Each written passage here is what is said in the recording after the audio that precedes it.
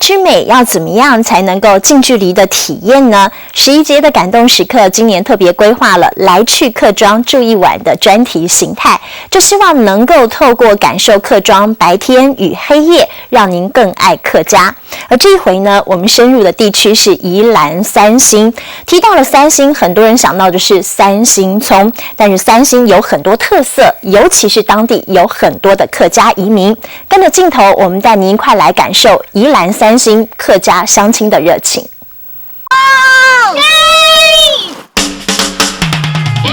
骑着单车自在悠游，宜兰三星的好风光进入眼帘。来到三星乡，好山好水，也有好茶园哦。光是 DIY 的活动就让人玩得很过瘾。滚烫的茶汤热乎乎，体验自制宜兰茶熏蛋，大学生欢笑声不断。好配合哦！周休假日很满足，因为煮蛋吃蛋，淡淡茶香迎面而来。自己煮的蛋真的特别香甜，大家吃个不停。再泡一下茶汤，熏蛋体验将正式上场喽！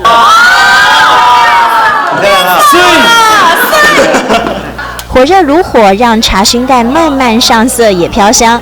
吃着自制的茶熏蛋，学生很有幸福感。就像糖浆一样，超好吃。要大力，要用力。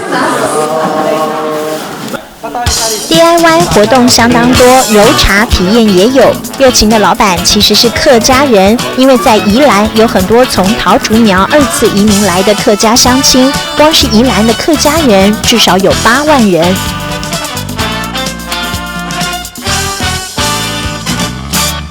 体验完客家热情之后，黑夜笼罩，点点微光，累了也能留在三星住上一宿。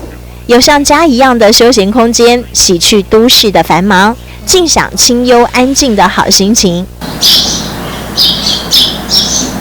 一大早，山岚美景，虫鸣鸟叫，新的一天又开跑了。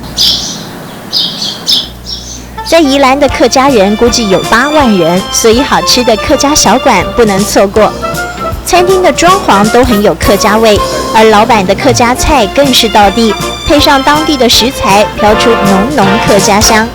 用三星的葱呢，炒出来的客家小炒米汤，完全没不用有客家小炒、姜丝炒大肠，也有从客家庄运来的焖鲫鱼，还有深受欢迎的客家菜包。4种不同的养生口味，很多人是慕名而来。我发觉这边潜在的客家人非常的多，那我想给我们宜兰县这边的乡亲、客家的乡亲有一个聚会的地方。满满一整桌，让民众上门，与众不同的客家味迎着你。